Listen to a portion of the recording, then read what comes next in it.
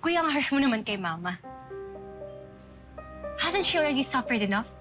Don't you think we should give her a chance? Doesn't deserve it. Kaya nga bakit?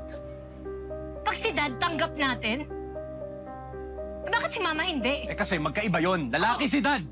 Okay, so pag lalaki, pag si Dad, it's just human nature.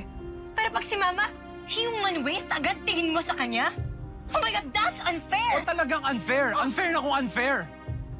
Pero hindi ako nagsasabi nun. Yung society nagsasabi nun.